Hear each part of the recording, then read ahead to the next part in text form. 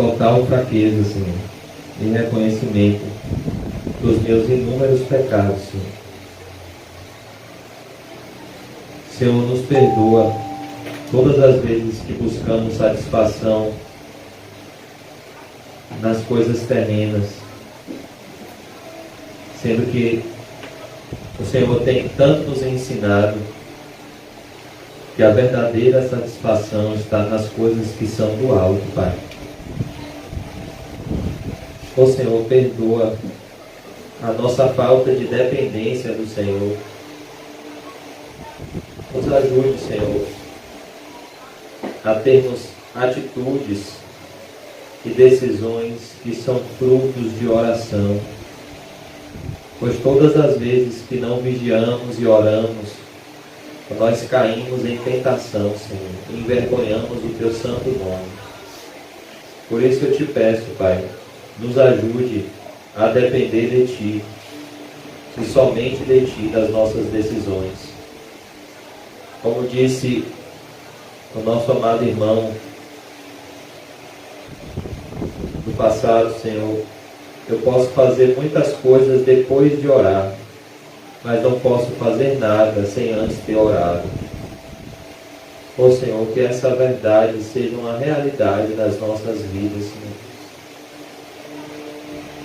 Nós já tantas vezes quebramos a cara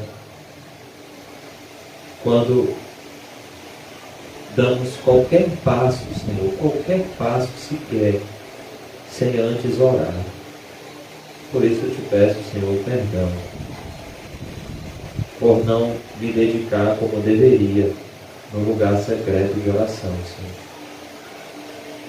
Pois a nossa vida espiritual depende da nossa vida de oração, Senhor. É através da vida de oração que um cristão está de pé ou caído, Senhor. O primeiro diagnóstico de que Saulo de Tarso era um verdadeiro convertido é o que o Senhor disse a Ananias. Ananias, ele está orando. Ele está orando. Ô Senhor, será que o Senhor falaria isso das nossas vidas? Será que o Senhor falaria isso de mim, Pai, e dos meus amados irmãos? Ele está orando, pois a oração em secreto é a principal evidência de uma genuína conversão, Senhor.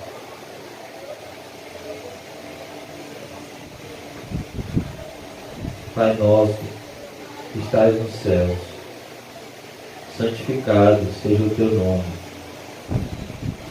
Venha o Teu reino, Senhor, seja feita a Tua vontade, assim na terra como no céu. O pão nosso, Senhor, de cada dia nos dai hoje. Perdoa, Senhor, as nossas ofensas. Assim, Senhor, como nós perdoamos aqueles que nos têm ofendido. Não nos deixe, Senhor, cair em tentação, por amor ao Teu nome. Mas livra-nos do maligno. Porque Teu é o reino, o poder e a glória, Senhor, para todo sempre. Amém, Senhor. Muito obrigado por tudo, Jesus. Obrigado pelas Tuas misericórdias, que é a causa de não sermos consumidos. Que o Teu Espírito Santo, Senhor, visite a irmã Osana e conceda a ela graça em meio às fraquezas que são inevitáveis. Mas a Tua palavra diz que o Teu poder se aperfeiçoa na nossa fraqueza. Por isso nós oramos por esse poder que vem do céu, por essa graça que vem do céu. A mesma graça, Senhor, que fez com que Policarpo orasse e preparasse uma refeição para aqueles homens que iriam prendê-lo. Que essa mesma graça alcance a irmã Osana nesse momento e dê a ela a satisfação em Ti. Assim como a todos os cristãos que estão agora nesse momento, Senhor, sofrendo tentações, provações e aflições. Que o Teu bom Espírito conceda a Tua maravilhosa graça,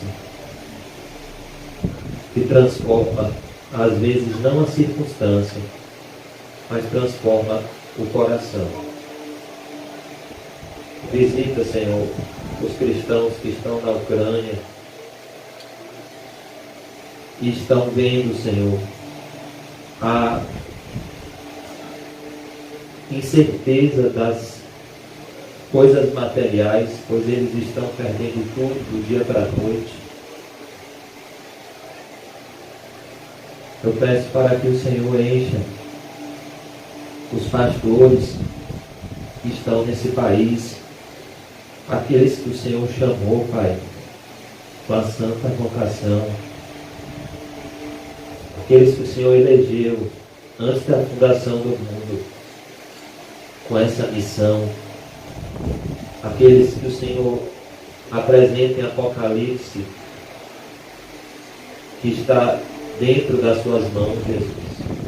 Que o Senhor possa encher Seus servos com ousadia para pregar a Tua santa palavra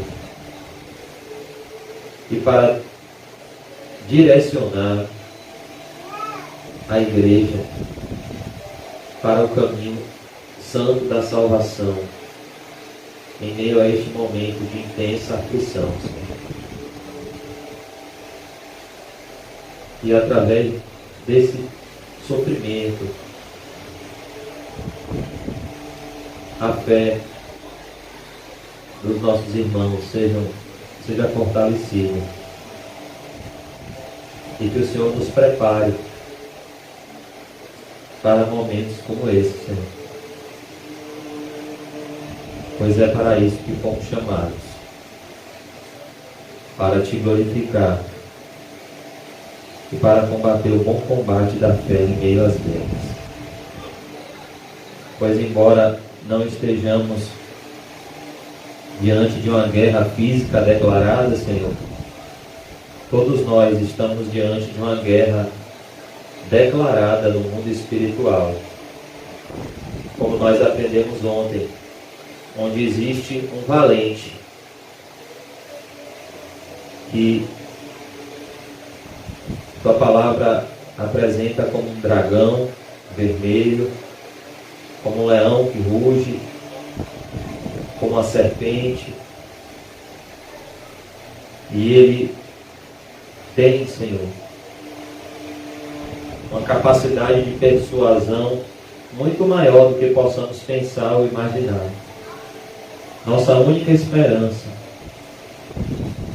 é a submissão àquele que é mais forte do que esse valente, que é o Senhor Jesus. O único que pode derrotar Satanás com o sopro da sua boca. O único que pode trazer a verdadeira paz ao coração do homem. Senhor. Que o Teu Espírito Santo, Senhor, nessa noite, nos conceda da Tua paz e nos dê frutos dignos de arrependimento, Senhor, para que possamos ser cristãos vivos no mundo espiritual e não como os cristãos em Sardes, que tinham aparência de vida, mas estavam mortos em delitos e pecados, Senhor. É o que eu Te peço, Senhor, e Te agradeço. Em nome de Jesus, amém, e graças a Deus. Amém, irmão. Nós vamos falar hoje sobre a quarta bem-aventurança, que está no versículo 6 do capítulo 5 de Mateus.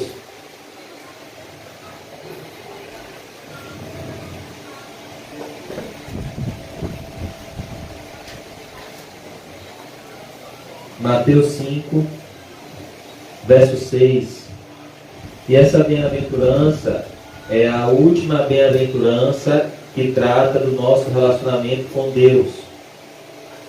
Nas primeiras 3 bem-aventuranças, o Senhor Jesus apresenta primeiramente o Senhor agindo no nosso interior, agindo no nosso coração de forma passiva, o agir do Espírito dentro de nós, transformando a nossa essência, nos fazendo pobres em espírito, enxergando a nossa total dependência de Deus para tudo, nos fazendo enxergar isso, nos fazendo enxergar os nossos pecados e nos fazendo chorar e lamentar pelos nossos pecados,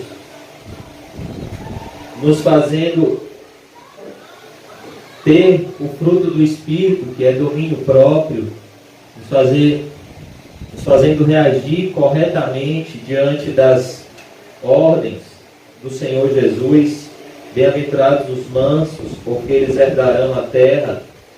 Então, até aqui, nós vemos Deus agindo na essência do cristão. Deus transformando a essência de quem nós somos.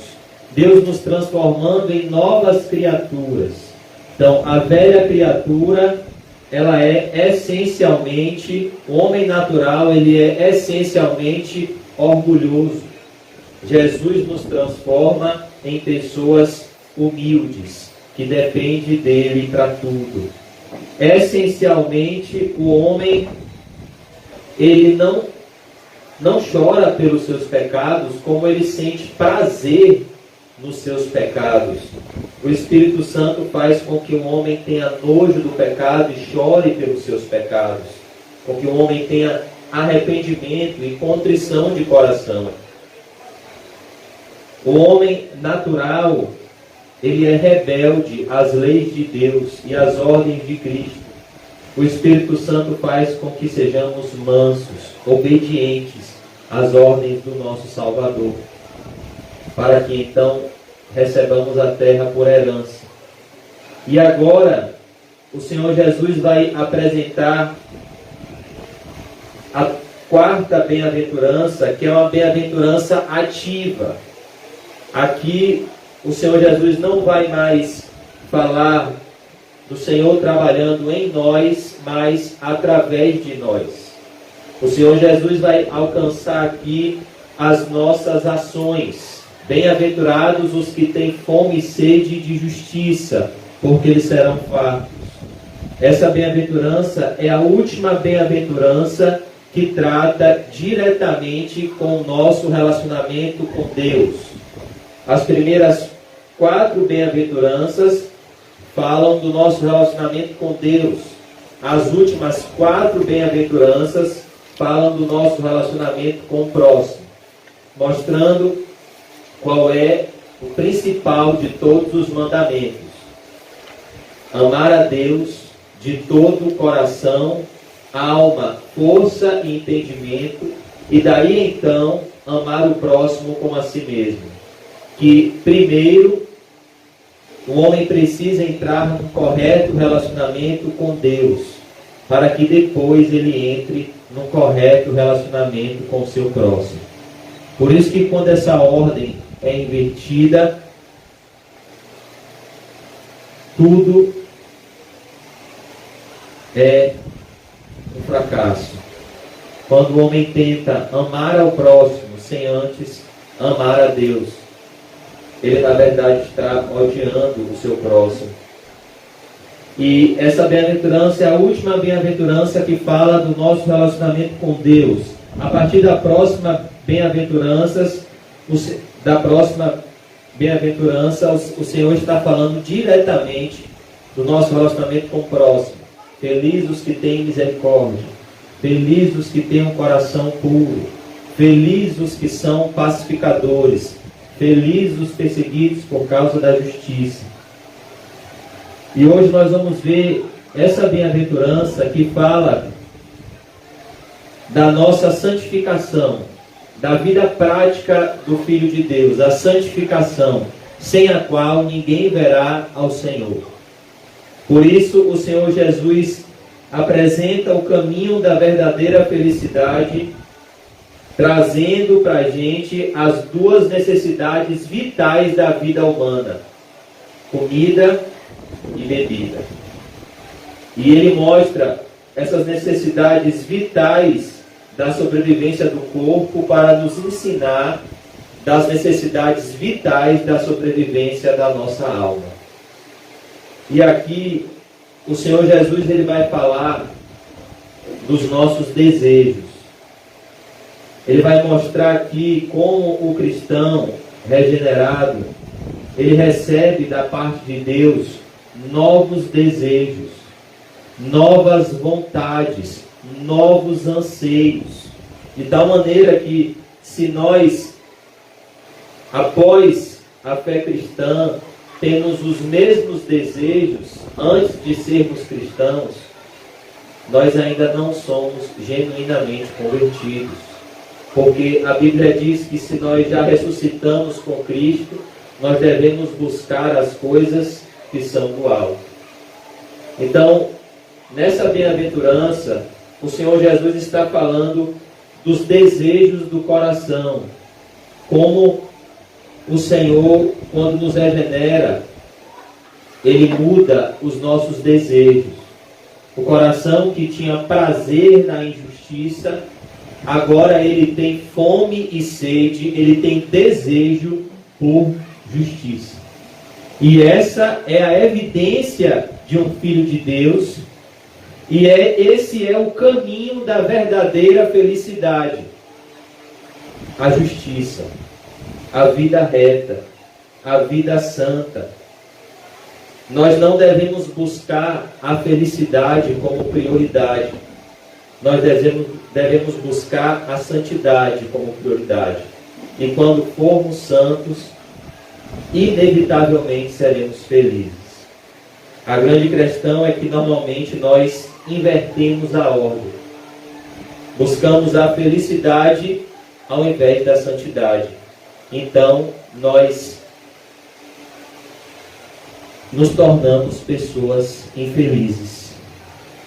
Porque a Bíblia diz que se esperarmos de Cristo somente nessa vida, somos os mais miseráveis de todos os homens. E eu queria convidar os irmãos a abrirem comigo no Salmo 42, verso 1 e 2, que mostra esse desejo.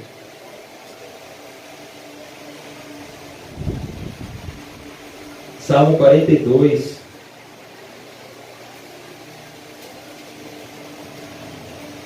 mostra esse desejo, essa fome e sede de justiça, essa fome e sede de Deus, não das bênçãos de Deus, não dos milagres de Deus, não daquilo que Deus dá, mas essa fome e sede do próprio Deus, da comunhão com Deus.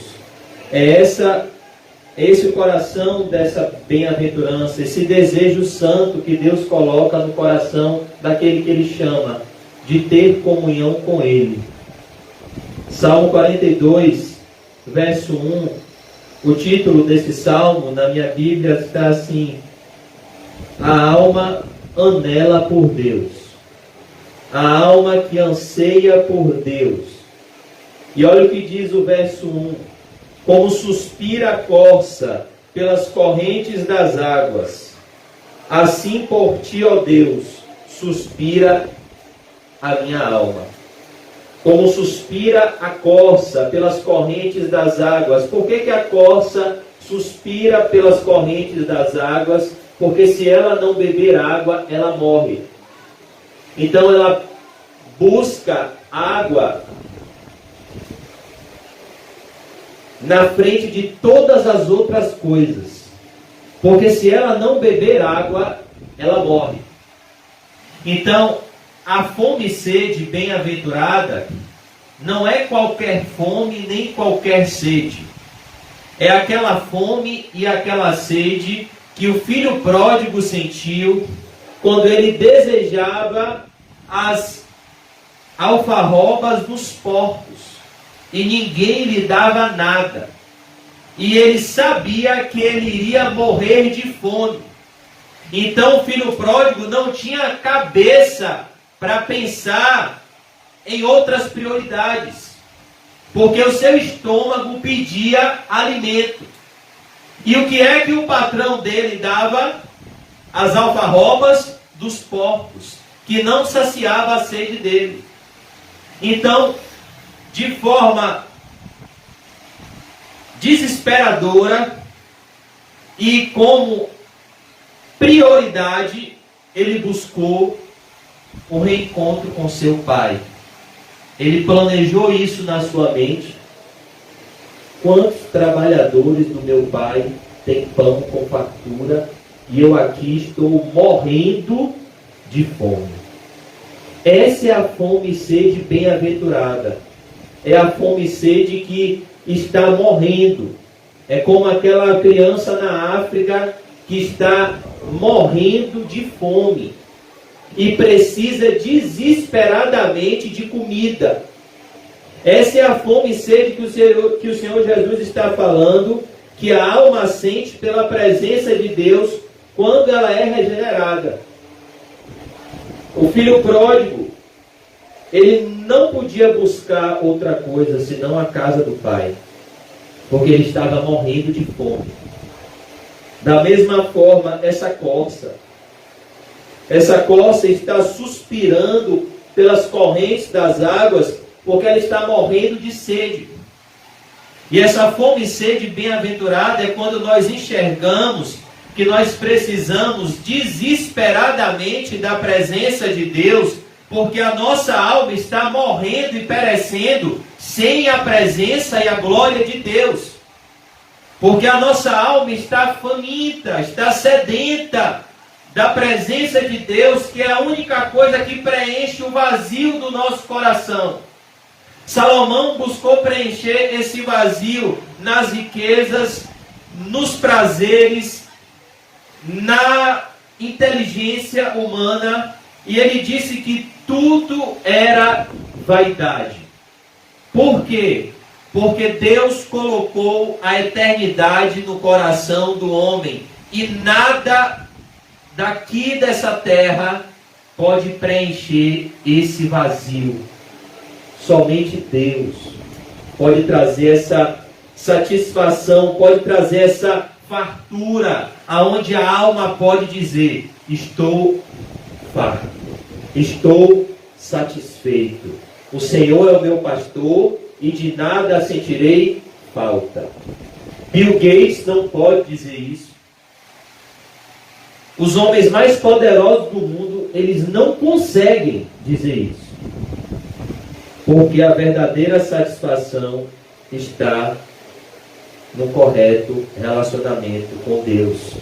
Então aqui o Salmo 42 mostra essa fome e sede de justiça do salmista, quando ele diz: assim por ti, ó Deus, suspira a minha alma. É por isso que Jeremias descreve por que o povo de Deus ainda não tinha tido um verdadeiro encontro com Deus. Porque eles não estavam buscando a Deus como a corça que suspira pelas correntes das águas. Então Jeremias diz: buscar-me-eis e me encontrareis, quando me buscardes de todo o vosso coração. Essa fome e essa sede fala de uma prioridade que não pode ser alterada.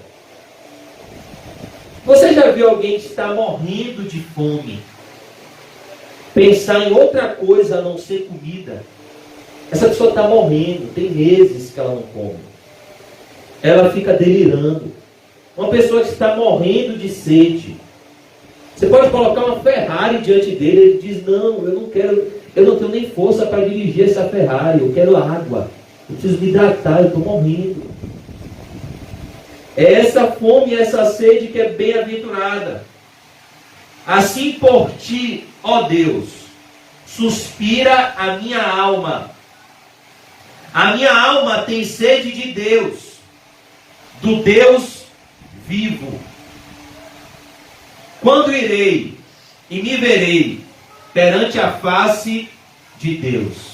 A tendência do homem natural é fugir da face de Deus. Não é isso que fizeram Adão e Eva no jardim do Éden, quando eles pecaram e Deus veio até eles na viração do dia? Eles se esconderam. Eles tiveram medo de Deus porque eles estavam nus. E essa é a tendência do homem natural, fugir da presença de Deus. Por isso que o homem não gosta de pensar na morte, porque a morte é um chamado ao encontro com Deus, ao juízo de Deus. Mas aqui nós vemos: a minha alma tem sede de Deus, do Deus vivo. Quando irei e me verei perante a face de Deus? E olha como essa busca do salmista era incessante. Às vezes a gente não entende porque Deus honrou uma viúva lá no Evangelho de Lucas, chamada Ana. E uma das coisas que eu acho mais bonita é no caráter dessa mulher, porque a Bíblia diz que ela tinha 80 anos, 80 e poucos anos, que era viúva. E ela estava dia e noite no templo, orando a Deus e jejuando. E Deus consolou ela, fazendo com que ela visse a Cristo junto com outro senhor que honrava a Deus, chamado Simeão. E eles então puderam receber a consolação de Deus que eles tanto buscaram durante toda a vida deles. Que a Bíblia diz que sem fé é impossível agradar a Deus. É necessário que aquele que se aproxima de Deus creia que Deus existe. Eu queria perguntar para mim e para os irmãos nessa noite: será que nós acreditamos de todo o coração que Deus existe? E não só que Ele existe, mas que Ele é galardoador de todos aqueles que o buscam.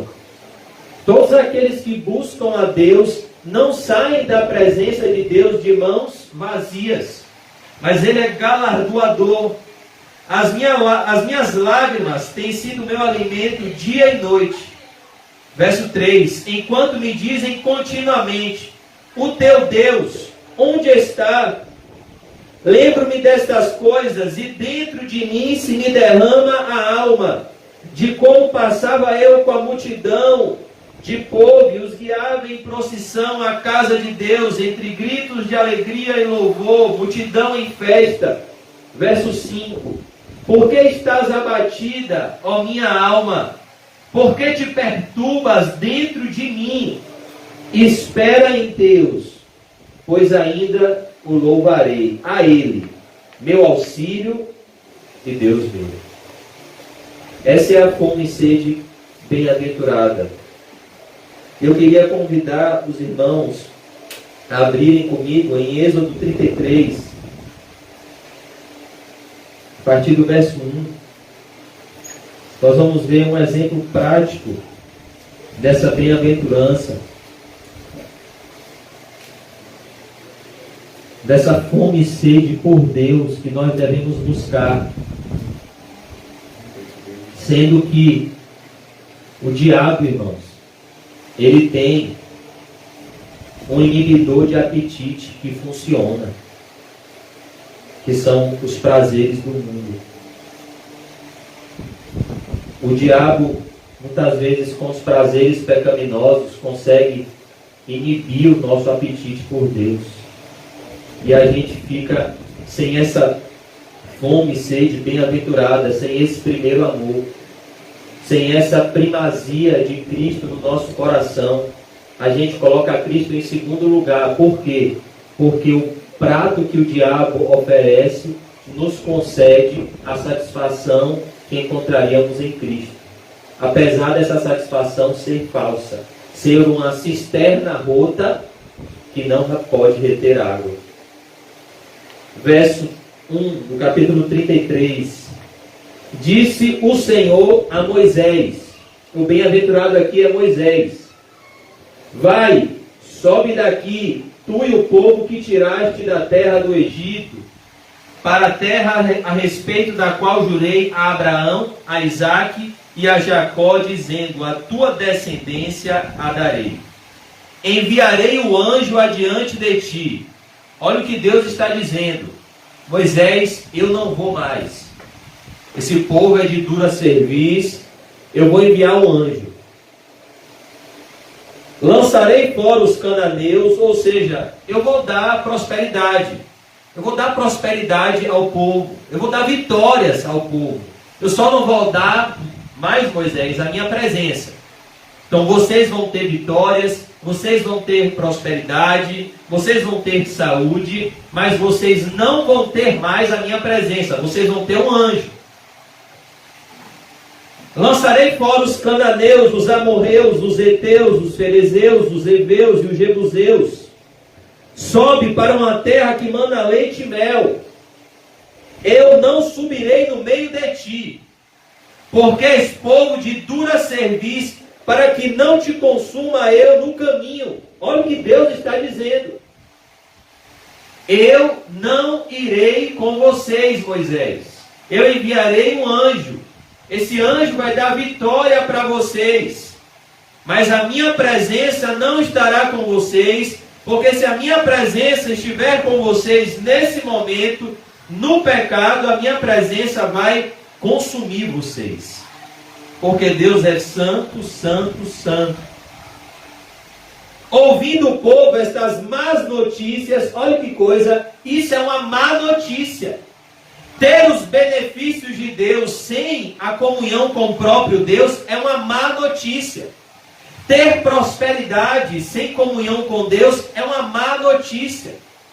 Ouvindo o povo estas más notícias, pôs-se a prantear, e nenhum deles vestiu seus atavios. Verso 5.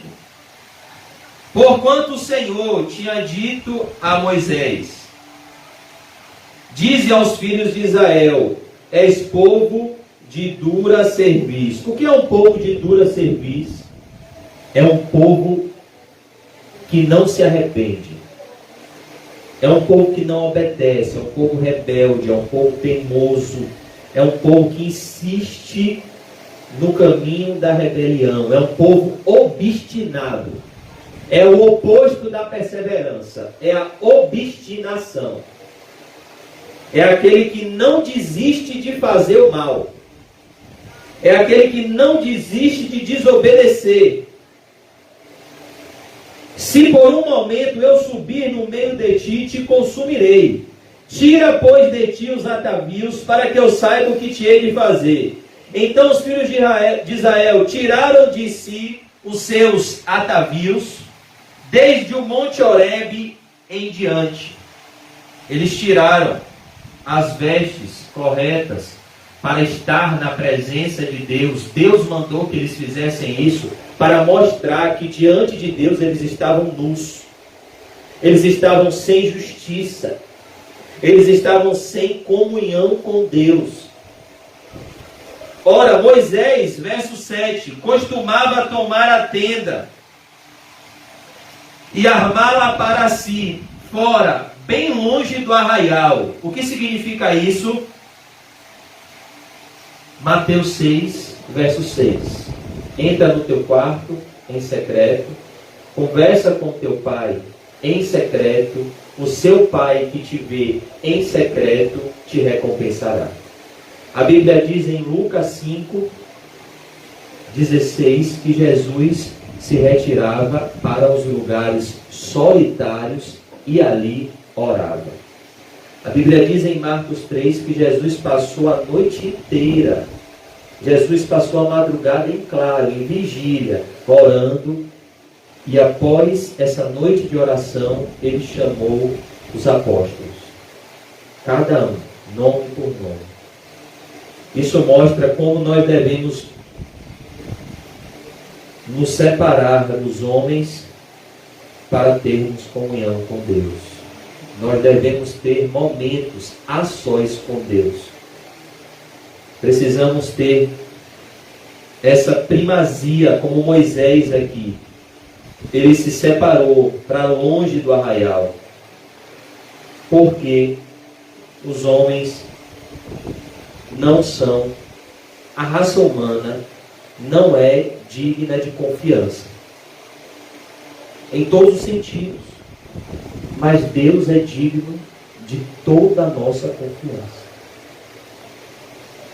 Por isso que Moisés, ele faz isso, ele busca a face de Deus. Por isso que o diabo quer tanto nos oprimir com várias obrigações e preocupações, porque ele quer roubar de mim, de você, esse momento que Moisés está tendo. Estar a sós com Deus, como Marta e Maria. Moisés aqui está como Maria, que estava assentada aos pés de Jesus, ouvindo de Jesus os seus ensinamentos. Verso 7 ainda. E lhe chamava a tenda da congregação. Todo aquele que buscava ao Senhor saía à tenda da congregação que estava fora do arraial. Verso 8. Quando Moisés saía para a tenda, fora todo o povo se erguia, cada um em pé à porta da sua tenda, e olhavam pelas costas até entrar ele na tenda.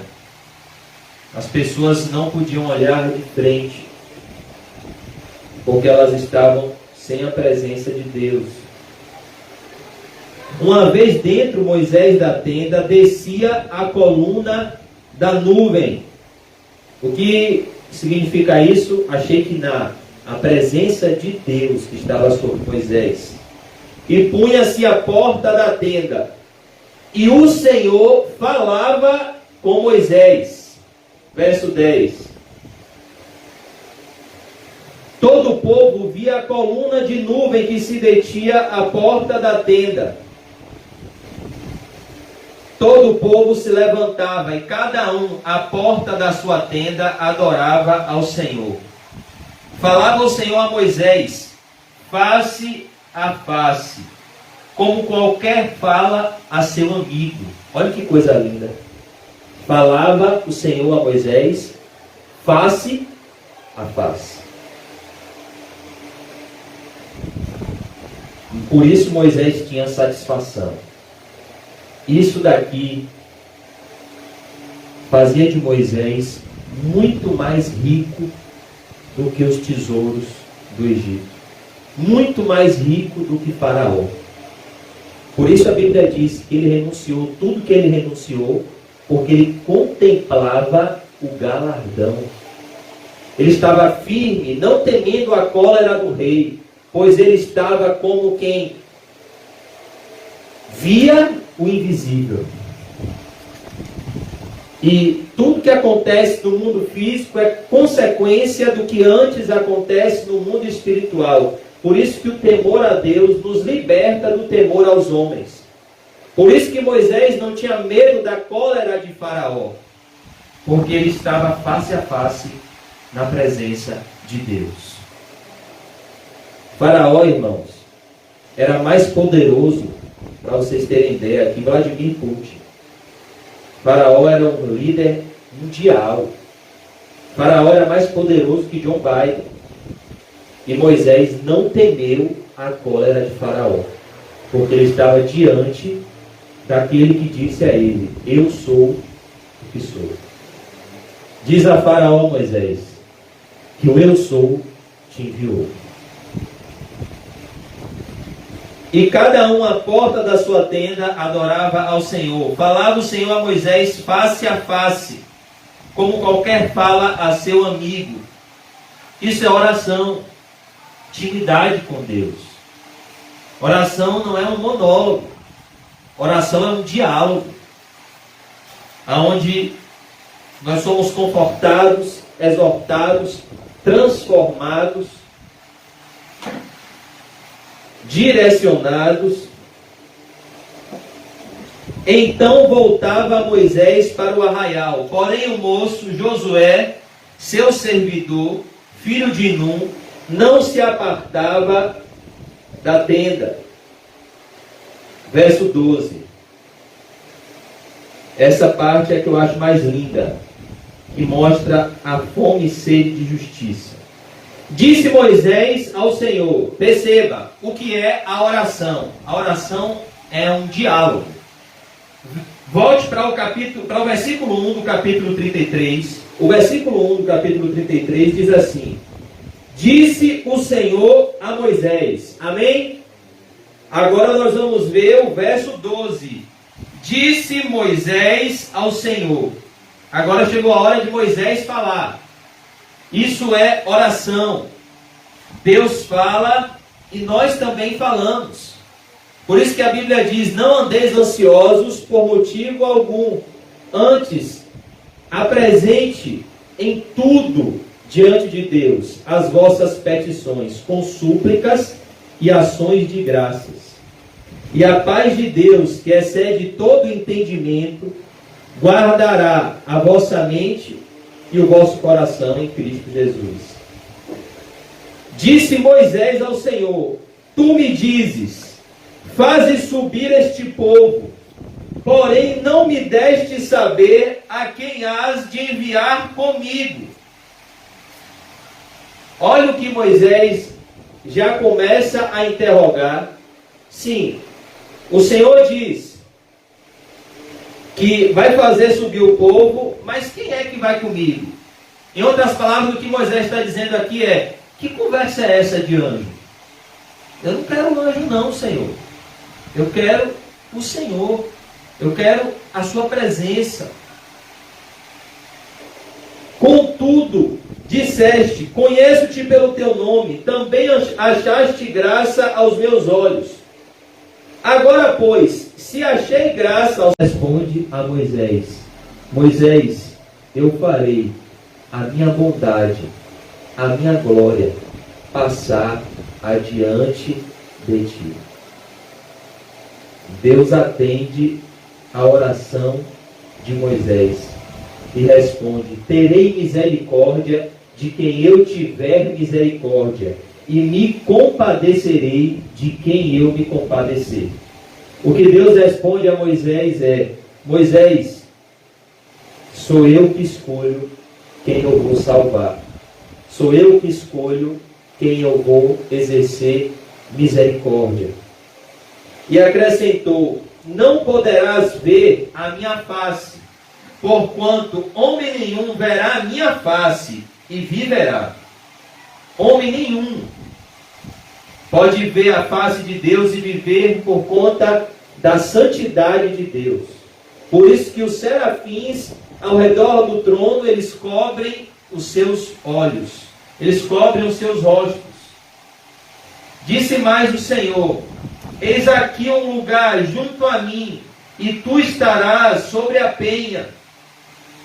Quando passar a minha glória, eu te porei numa fenda da penha, numa pedra, e com a mão te cobrirei, até que eu tenha passado. Os irmãos estão conseguindo imaginar essa cena? Moisés no fundo de uma rocha, e Deus com a sua mão cobrindo Moisés com a sua glória. E Moisés vendo e sentindo e sendo preenchido por isso. Isso daqui não é uma utopia. O que é uma utopia? Algo fora da realidade. Isso daqui aconteceu de verdade.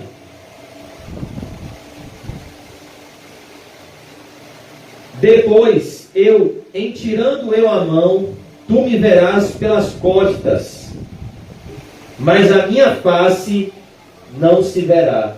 Ou seja, Moisés, ele pôde ver a glória de Deus. Ele pôde ver a glória de Deus passando por ele. Ele não pôde ver o rosto de Deus, senão ele iria morrer. Mas ele pôde contemplar as costas de Deus, a glória de Deus. E é isso, essa bem-aventurança que o Senhor Jesus está dizendo. Bem-aventurados os que têm fome e sede de justiça, eles serão fartos. Aqueles que buscam a glória de Deus serão preenchidos com a glória de Deus. Mas eu vou concluir o estudo de hoje com a seguinte afirmação e expondo uma passagem que mostra uma seguinte realidade. Nem todos que se aproximam de Cristo estão buscando a glória de Deus. Nem todos que se aproximam de Cristo estão com fome e sede de justiça para serem fartos.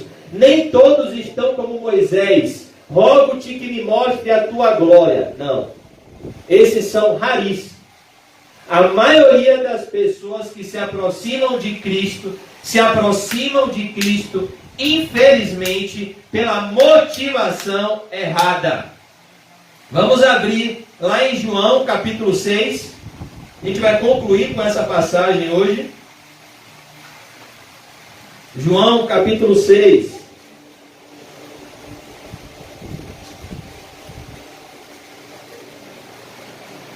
Evangelho de João, capítulo 6.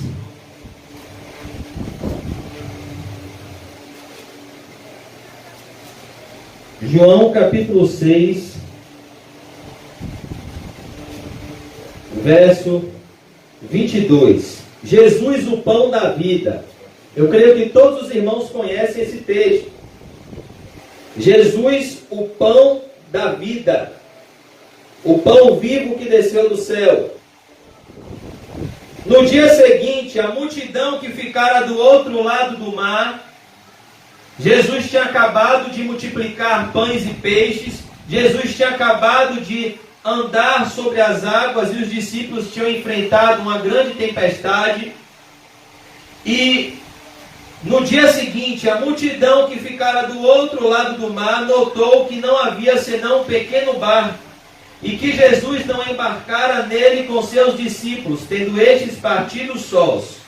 Entretanto, outros barquinhos chegaram de Tiberíades, perto do lugar onde comeram o pão, tendo o Senhor dado graças.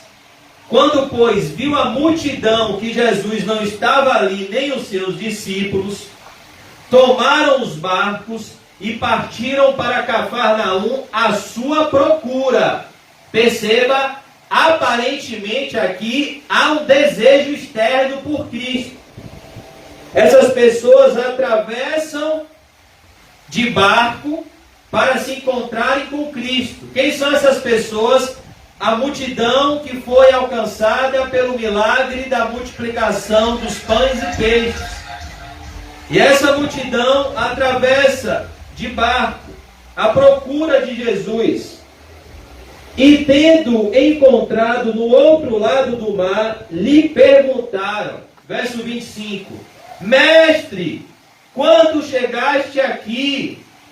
Perceba que uma das coisas que Jesus mais abomina daqueles que se aproximam dele é a falta de sinceridade. Por isso que Jesus odeia a hipocrisia. Mestre, quando chegaste aqui? E Jesus, ele não tem rodeios. Jesus, ele foi direto ao ponto. Porque ele sabe a real motivação dos que se aproximam dele. Respondeu-lhes Jesus. Olha a resposta de Jesus a essas pessoas. Em verdade vos digo, vós me procurais, não porque vistes sinais, mas porque comestes do pão e dos pães e vos fartastes. O que Jesus está dizendo é, eu sei a motivação com que vocês vieram aqui, e não é a minha glória, e não é me seguir, e não é a minha pessoa, e não é a minha obra redentora na cruz. Vocês estão aqui por interesses pessoais. Olha, irmãos, isso é tão verdadeiro que hoje, pela primeira vez na história da comunidade cristã Vida Eterna, teve fila para entrar na igreja. Para ouvir a verdade? Não. Para um golpe que tentaram dar na gente aqui hoje. Um golpe que tentaram dar na gente hoje de uma suposta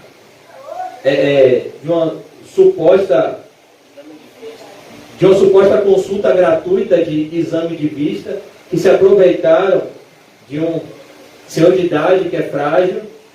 E quando a irmã chegou aqui de manhã cedo, tinha uma fila para entrar. Para quê? Eu quero Jesus, eu quero ouvir o verdadeiro evangelho. Não. Consulta de óculos é caro, eu quero minha consulta grátis. Ninguém estava aqui por causa de Jesus.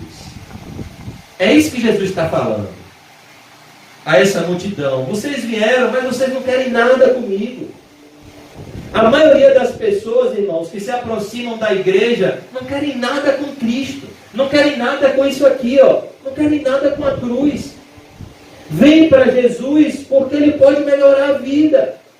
Vem para Jesus porque Ele pode dar um bom casamento, um bom emprego, uma boa família, um bom carro, uma boa casa, com motivações totalmente erradas, não com a fome e sede de justiça que Moisés chegou. Ó Senhor, rogo-te que me mostre a tua glória. Mas buscando sugar de Jesus. Jesus, eu quero a minha cura. Jesus, eu quero o meu milagre. Jesus, eu quero o meu livramento. Jesus, eu quero a minha bênção. Jesus, eu quero a minha oportunidade de vencer na vida. Jesus, eu quero a minha empresa. A Bíblia diz no livro de Provérbios que a sanguessuga tem 2 nomes, e eles se repetem. Qual é? Dá. Se disser aqui, olhe, no culto de sexta-feira, só o boato, não sei nem carro de som nem nada, só o boato, você começa a falar com 5 pessoas aqui na frente, olha, no culto de sexta-feira, quem vier vai ganhar R$50. Ah, meu irmão, essa fila chega no Campo Santo. É isso que está acontecendo aqui. Essas pessoas disseram, rapaz, a luta que é para fazer um pão, acordar quase 4 horas da manhã, trabalhar duro para fazer o pão, e esse Jesus chegou, falou umas palavrinhas aí que eu nem entendi direito, mas eu sei que o bucho saiu cheio, e eu nem trabalhei. Que bênção! Deixa eu ir lá do outro lado do mar para ver como é que vai ser isso. É bênção. Mas Jesus disse, vocês estão aqui por interesses pessoais. Vocês não estão aqui por amor. E a Bíblia diz que sem amor, tudo é inútil. Esse amor é o amor por Cristo. É o amor de Cristo. Trabalhai não pela comida que perece, mas pela que subsiste para a vida eterna, a qual o Filho do Homem vos dará, porque Deus o Pai o confirmou com seu selo. Dirigiram-se, pois, a ele perguntando, que faremos para realizar as obras de Deus? Ninguém está entendendo nada ainda. Que faremos então para realizar as obras de Deus? Respondeu-lhe Jesus, a obra de Deus é esta, que creiais naquele que por ele foi enviado. O que Jesus está dizendo é, antes de você ter fé em mim, qualquer obra que você faça é um trapo imundo. A obra que Deus quer que você faça é que você creia no Filho unigênito de Deus. E tenha nele a vida eterna, o perdão de todos os seus pecados pelo sangue de Jesus. Verso 30, então lhe disseram eles, que sinal fazes para que o vejamos e creiamos em ti? Quais são os teus feitos? Eles começam agora a cobrar de Jesus isso. Mostre agora sinais, maravilhas, para que a gente acredite que o Senhor é o Messias, que o Senhor é alguém especial da parte de Deus. Faça agora prodígios na minha frente. Nossos pais comeram o maná no deserto, como está escrito, deu-lhes a comer pão do céu. Ou seja, lá no deserto caiu pão do céu. Então a gente quer comer mais pão. Faça agora sair pão para a gente. Faça um milagre, Jesus. Faça esse milagre acontecer, que a gente, lá, igual o Senhor fez com o povo no deserto, que a gente não precise mais trabalhar, mas que todo dia o maná caia do céu. Faça esse milagre. Respondeu-lhe Jesus, replicou-lhe Jesus, em verdade vos digo, não foi Moisés que vos deu o pão do céu, porque os judeus tinham uma idolatria com Moisés. O verdadeiro pão do céu é meu Pai quem vos dá, Deus. Porque o pão de Deus é o que desce do céu e dá vida ao mundo. O que Jesus está querendo dizer é aquele maná que o povo de Deus recebeu na época de Moisés, só satisfazia o corpo momentaneamente. Esse pão que eu estou oferecendo a vocês preenche a alma de vocês por toda a eternidade. É isso que ele diz. Porque o pão de Deus é o que desce do céu e dá vida ao mundo. Então lhe disseram, Senhor, dá-nos sempre desse pão. Eles ainda não entenderam. Declarou-lhes, pois, Jesus, eu sou o pão da vida. Você vem a mim para obter a mim. Você vem a Cristo para obter Cristo. Eu sou o pão da vida. O que vem a mim jamais terá fome. E o que crê em mim jamais terá sede. Porém eu já vos disse que embora me tenhais visto, não credes. Essa é a raiz de todos os outros pecados, a incredulidade. Esse é o pecado que condena toda a raça humana. Não crê em Jesus. Todo aquele que o Pai me dá, esse virá a mim. E o que vem a mim, de modo nenhum o lançarei fora. Porque eu desci do céu, não para fazer a minha própria vontade, e sim a vontade daquele que me enviou. E a vontade de quem me enviou é esta, que nenhum eu perca de todos os que me deu. Pelo contrário, eu o ressuscitarei no último dia. Irmãos, esse texto começa com a grande multidão atrás de Jesus. Esse texto termina com 12 atrás, perto de Jesus. E desses 12, um era um diabo. Vamos ver como termina esse texto? Eu não vou ler porque a gente já está terminando. Verso 66.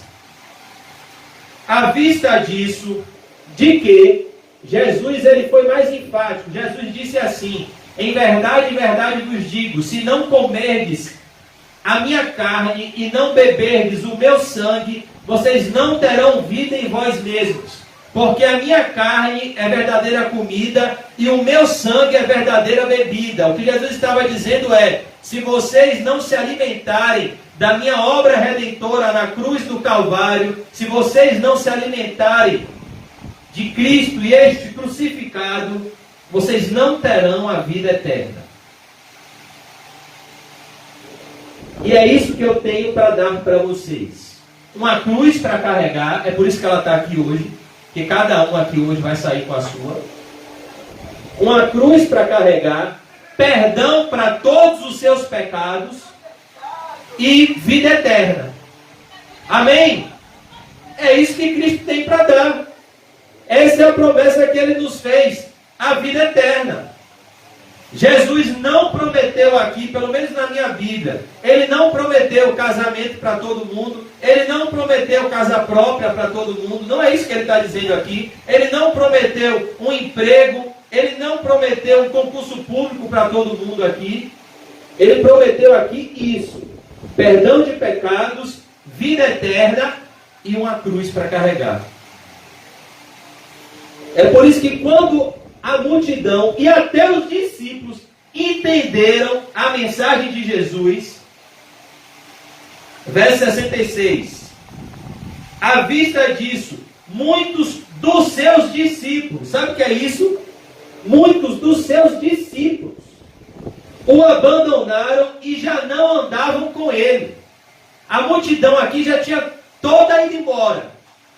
Agora aqui muitos discípulos abandonaram ele, porque perceberam que Jesus não iria alimentar os sonhos carnais deles. Por isso que é impossível seguir a Jesus e aos nossos sonhos ao mesmo tempo. Apesar de que os sonhos de Deus para a gente são muito melhores do que os nossos. Os caminhos de Deus são muito maiores do que os nossos.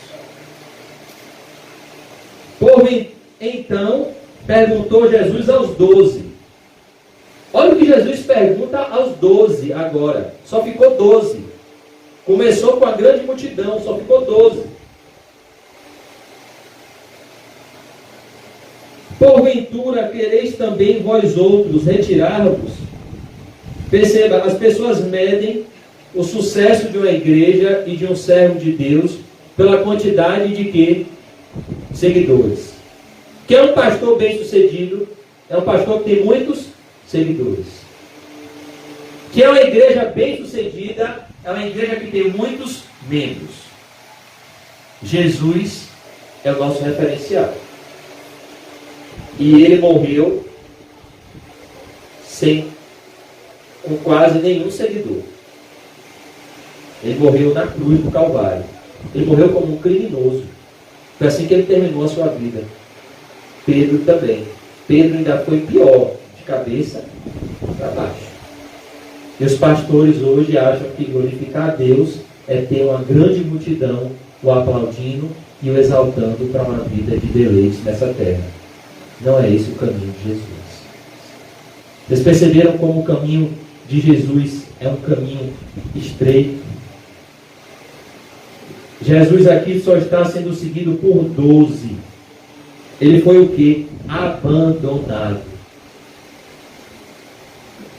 Se você seguir a Jesus de perto, eu te garanto que você vai ser abandonado por muitos. Mas os que ficarem vão ser de verdade. Por isso que falar a verdade, pregar a verdade é bom por causa disso, porque só ficam os verdadeiros. Porventura, quereis também vós outros retirar-vos? Jesus não fica sentido por isso não. Rapaz, a igreja está tão vazia, vamos ver se a gente enche a igreja. Vamos fazer uma ação mesmo para ver se a igreja enche. Uma ação de venda. Essa consulta aí é benção. Vamos ver para ver se as pessoas conhecem a igreja e ver que a igreja, ela tem uma preocupação com o bairro. Olha o que Jesus diz.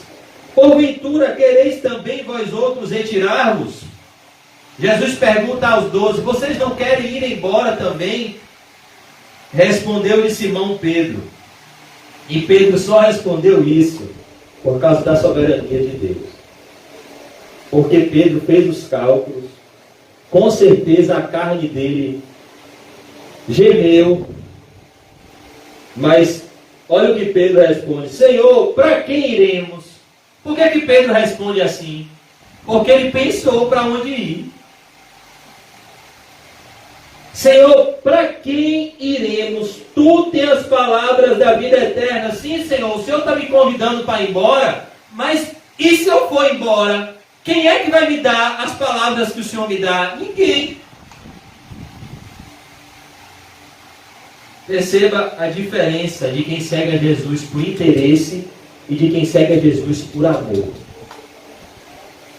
Em sinceridade. Por mais que Pedro fosse falho, Pedro tinha uma característica. Ele era verdadeiro. Ele não tinha falsidade. Ele não abandonou as redes em hipocrisia. Ele abandonou as redes e seguiu a Jesus em sinceridade. Por isso que Jesus foi lapidando amorosamente o coração de Pedro. Foi amolecendo o coração de Pedro, porque Pedro era um eleito de Deus para ser o líder da igreja. Tu tens as palavras de vida eterna, e nós temos crido e conhecido que tu és o Santo de Deus. Replicou-lhes Jesus: não vos escolhi eu em número de 12. Jesus aqui só fala a verdade. Ele ainda fala aqui agora, tem algo ainda pior. Contudo, um de vós é diabo. O que significa a palavra diabo? Adversário. Um de vós é traidor. Está me seguindo para me trair. Referia-se ele a Judas, filho de Simão Iscariotes, porque era quem estava para traí-lo, sendo um dos 12. E eu pergunto, para mim e para você, você está seguindo a Cristo de que forma? Com Pedro ou com Judas? Você está se satisfazendo com as coisas do céu ou com as coisas aqui dessa terra?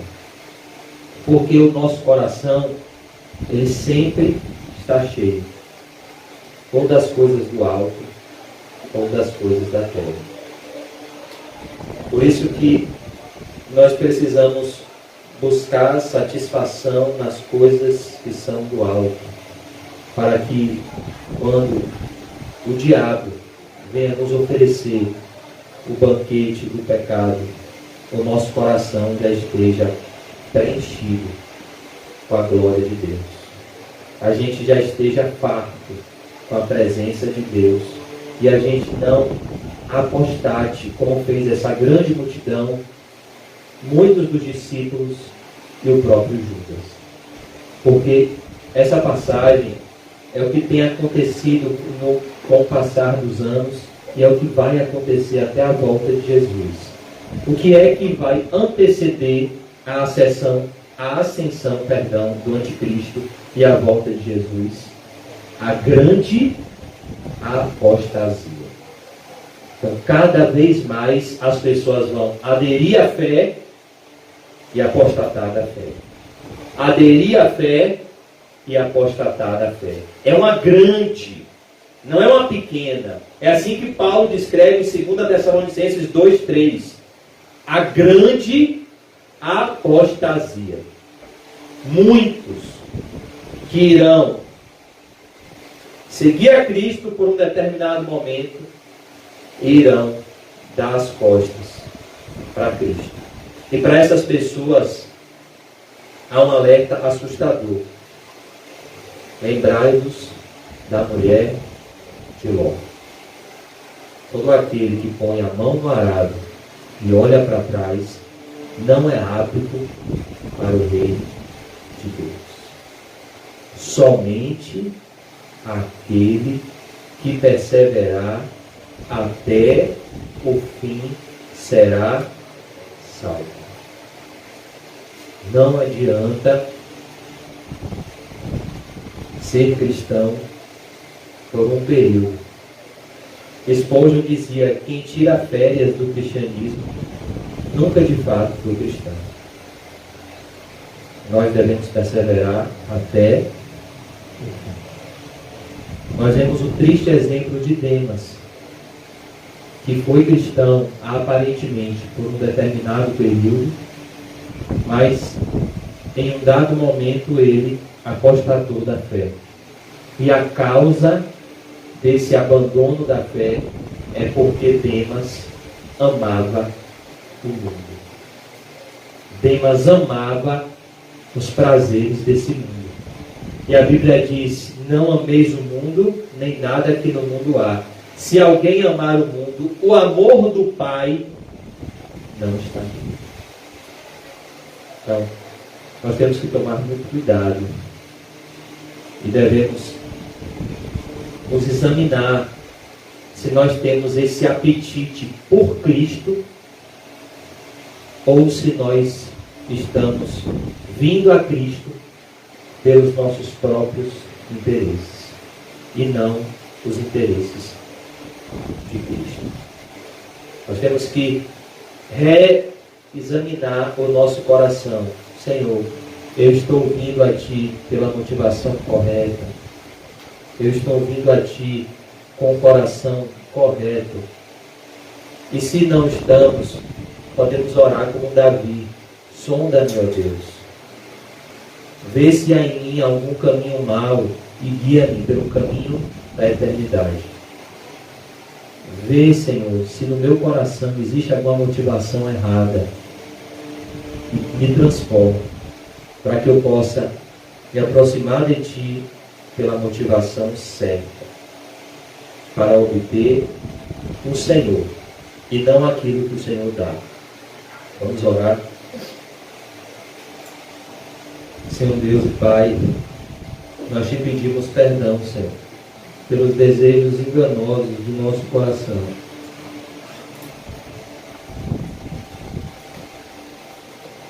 Senhor Jesus, nos ajude, Senhor, a Te seguir pela motivação certa, Senhor.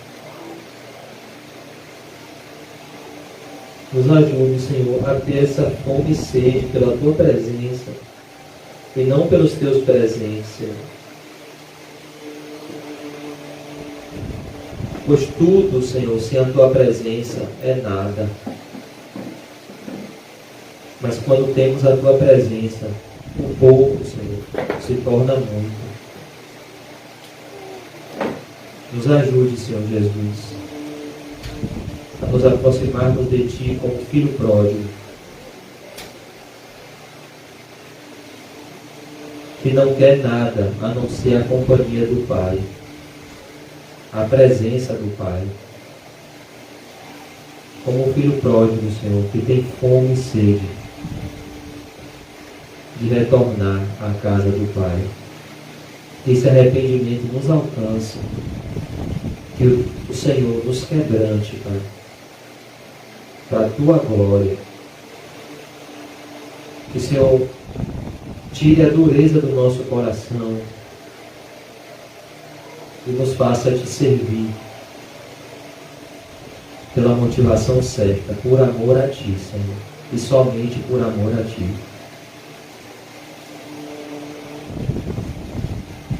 Como Enoque, que andou com Deus e o Senhor tomou para si. Que a Tua graça, Senhor, seja o nosso sustento. Em nome de Jesus, amém. Graças a Deus. Amém, amém, irmão. Diga para o seu irmão, e diga para você mesmo: Senhor, a Tua graça me basta. Amém.